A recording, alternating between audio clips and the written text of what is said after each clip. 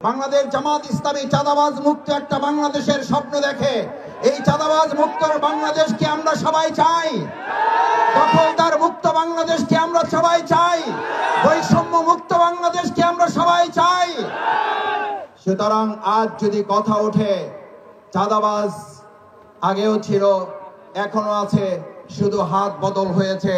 আমরা পরিষ্কার ঘোষণা দিতে চাই, চাঁদাবাজ যে দলেরই হোক, সে যদি বাংলাদেশ জামাত ইসলামীর একজন সহযোগী হয়, তাহলে ডেমরাবাসী আমরা সবাই মিলে তার মোকাবেলা করার জন্য জুলাই আগস্টে যেমন ভূমিকা রেখেছে, তার কয়েক গুণ ভূমিকা রেখে চাঁদাবাজ দখলদারদের বিরুদ্ধে জীবন বাজি রেখে বাংলাদেশ জামাত ইসলামী ভূমিকা রাখবে। আসসালামু আলাইকুম ওয়া রাহমাতুল্লাহি ওয়া বারাকাতুহু। আল্লাহ সুবহানাহু ওয়া তাআলা কোরআনে ঘোষণা করেন, কুল জাআল হক, সত্য এসে গেছে, ওয়াজাহাকাল বাতিল, মিথ্যা বিতাড়িত হয়েছে, ইন্নাল বাতিলা কানা যাহুকা, অবশ্যই সত্য প্রতিষ্ঠিত হবেই ইনশাআল্লাহ।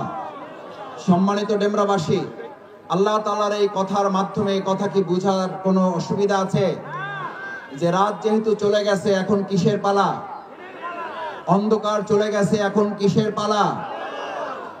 অন্যায় চলে গেছে, এখন কিসের পালা?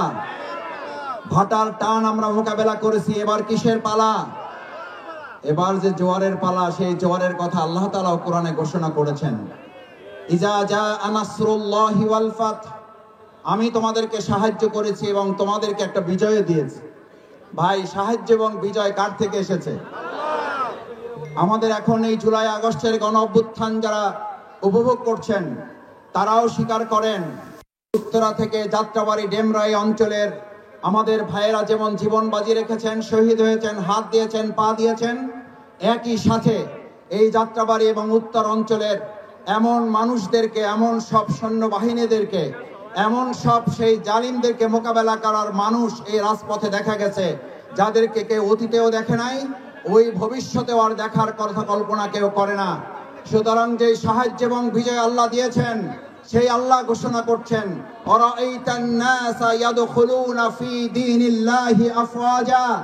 আমি আজকে ডেমরাবাসীর কাছে জানতে চাই যে আল্লাহর সাহায্য এবং বিজয়ের মাধ্যমে জুলাই আগস্টের এই গণ অভ্যুত্থান হয়েছে। সুতরাং মানুষ এখন কি ইসলামের দিকে, দ্বীনের দিকে আসবে, নাকি মানব রচিত মতবাদের দিকে যাবে? এখন কি মানব রচিত মতবাদের বাংলাদেশ নাকি ইসলামের বাংলাদেশ? সুতরাং এই দৃশ্য দেখে যদি কেউ কষ্ট পায়, আর যদি কেউ ষড়যন্ত্র করে, তাহলে সেই ষড়যন্ত্রের জবাব কি আল্লাহ তাআলা দিয়েছেন না দেন নাই? আল্লাহ তাআলা সেই ষড়যন্ত্রের জবাব দিয়েছেন, ওয়া মাকারু ওয়া মাকারাল্লাহ।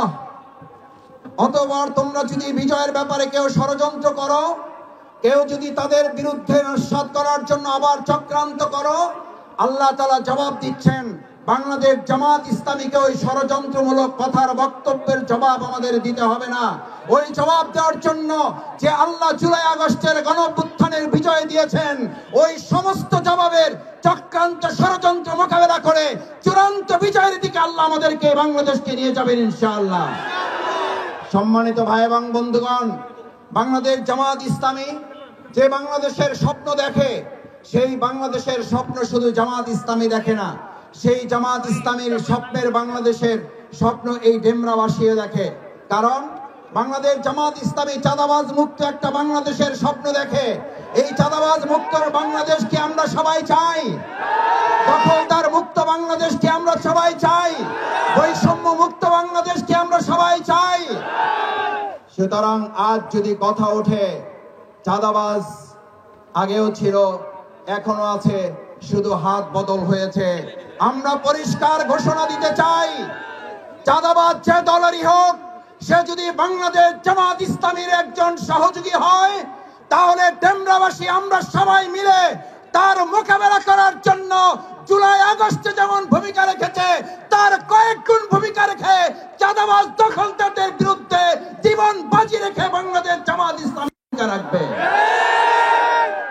কারণ এই ডেমরা হচ্ছে সেই জায়গা, এই ডেমরা অঞ্চল হচ্ছে সেই জায়গা যেখানে আমাদের ভাইদের বুকে গুলি চালানো হয়েছে, আমাদের ভাইদের হাতে গুলি চালানো হয়েছে, আমাদের ভাইদের পায়ে গুলি চালিয়ে পঙ্গু করা হয়েছে, তারপর আর এক পা দিয়ে হেঁটে গিয়ে আন্দোলনের সফলতা নিয়ে আসার জন্য বলেছে প্রয়োজনে জীবন দেব, তারপরও স্বৈরাচার শেখ হাসিনার এই বাংলাদেশ আর আমরা ভবিষ্যতে চলতে দেব না। এক স্বৈরাচার বিদায় করে আমাদের এই শহীদরা, আহত পঙ্গুত্ব বরণকারী ভাইয়েরা আর কোন স্বৈরাচার কি বাংলাদেশে তারা দেখতে চায়? আর কোন চাঁদাবাজ কি তারা দেখতে চায়? আর কোন দখলদার কি তারা দেখতে চায়? বাংলাদেশ জামাত ইসলামী সেই চাঁদাবাজ এবং দখলদার মুক্ত একটা বাংলাদেশই তো আমাদের সামনে তুলে ধরতে চায়। সম্মানিত ভাই এবং বন্ধুগণ, প্রধান অতিথি বিশেষ অতিথি বক্তব্য রাখবেন। আমি শুধু দুটো কথা বলে শেষ করতে চাই। আজ বাংলাদেশ জামাত ইসলামী আপনাদের সামনে পরীক্ষিত একটি ইসলামী আন্দোলন, পরীক্ষিত একটি সংগঠন। আমরা বিগত 15 বছর এই ডেমরা অঞ্চলের মানুষের কাছে হিন্দু, বৌদ্ধ, খ্রিস্টান যারা যে ধর্মের, যে আদর্শের, যে মতের ছিলেন, শীতকালে কি আমরা আপনাদের কাছে শীত বস্ত্র নিয়ে আসছি না আসি নাই? মশক নিধনে আমরা কি কর্মসূচি পালন করছি না করি নাই? মশারি বিতরণ কি হয়েছে না হয় নাই? অত্র এলাকায় টিউবওয়েলের সমস্যার সমাধান হয়েছে কি হয় নাই? ওযুখানা মসজিদে তৈরি হয়েছে কি হয় নাই? ভিন্ন ধর্মাবলম্বীদের কাছে আমরা গিয়েছি কি যাই নাই? আজ ডেমরা অঞ্চলের এই জনগণের কাছে জানতে চাই, বিগত 15 বছর আমাদেরকে হত্যা, গুম, খুন, ফাঁসিতে ঝুলানোর পরও যদি আমরা আপনাদের পাশে থাকায় পরীক্ষায় উত্তীর্ণ হই, আগামী দিনে যে কোনো ষড়যন্ত্র, দখলদার, চাঁদাবাজ মোকাবেলায় আজ যদি জামাত ইসলামী সিদ্ধান্ত নেয়, আপনারা কি জামাতের সাথে থাকতে রাজি আছেন? রাজি আছেন সবাই?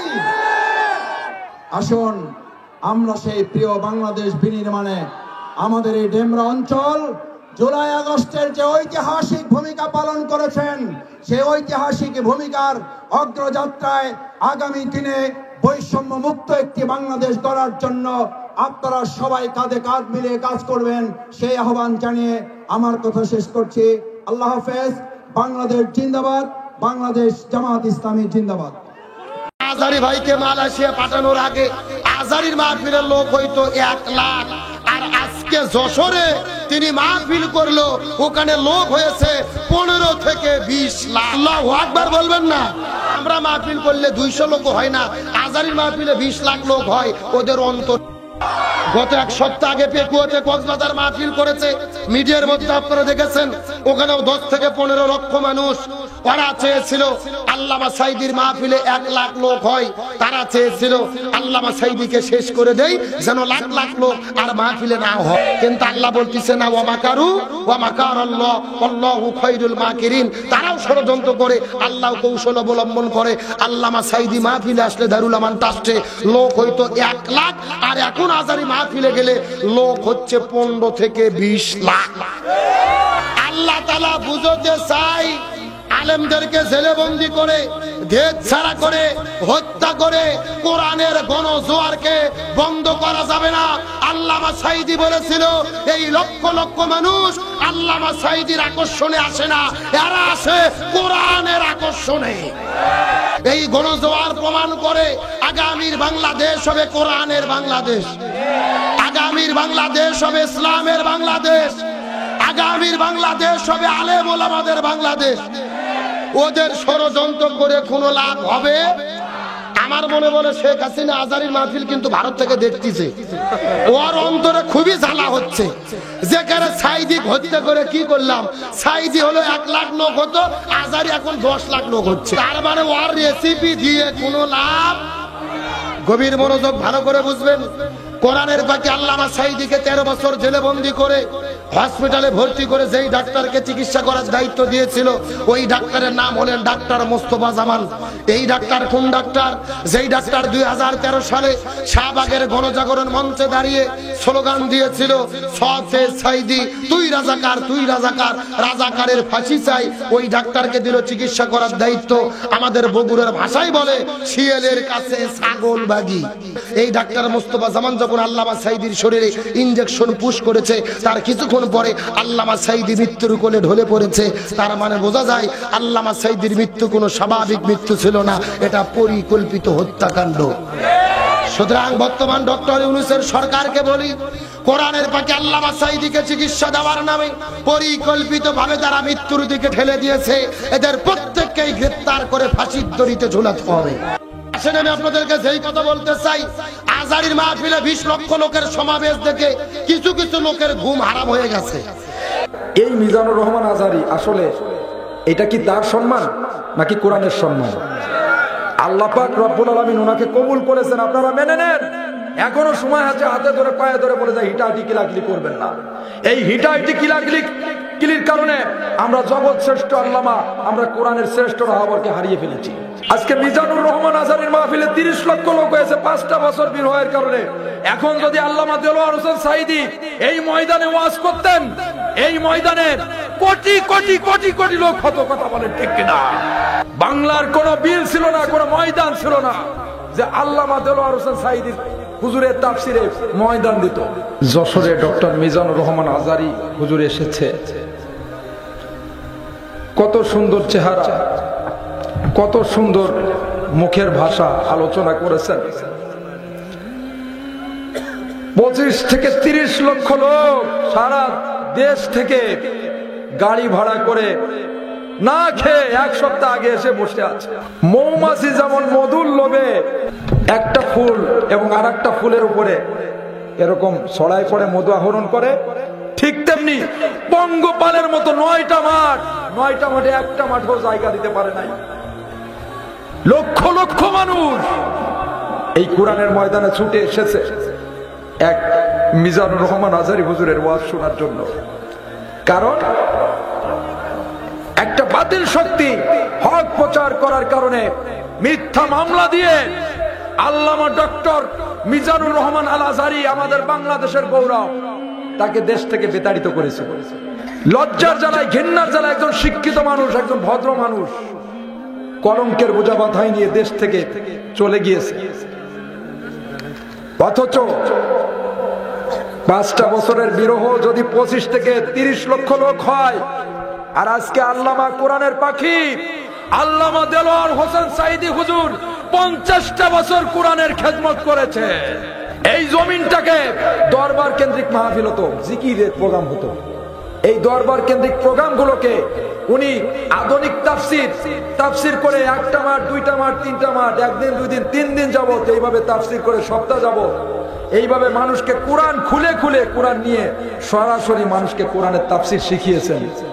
বাংলাদেশে যত বক্তা আছে, সমস্ত বক্তা আমি বলতে পারি যে আল্লামা দেলোয়ার হোসেন সাঈদী আমাদের কোরআনের পাখি, উনার মুখ থেকে, উনার মুখের এই তাফসির শুনে শুনে সকলে বক্তা হয়েছে। আজকে যে পঙ্গপালের মতো মানুষ ছুটে এসেছেন, আপনারা কোরআনের প্রেমে ছুটে এসেছেন। আজকে আপনাদের যে কোরআন শিখিয়েছেন, কোরআনটা বুঝিয়েছেন, এই বাংলার জমিটাকে কোরআন দিয়ে চাষাবাদ করেছেন, সেই মানুষটাকে। একটা মানুষ যদি 50টা বছর জমিনের উপরে কোরআনের খেদমত করে, তাহলে বুঝতে হবে এই জমিনটা কি আর কোনো কিছু বাদ আছে নাকি? তাহলে সেই মানুষটা আজ দুনিয়ায় নাই। তার অপরাধ ছিল কি?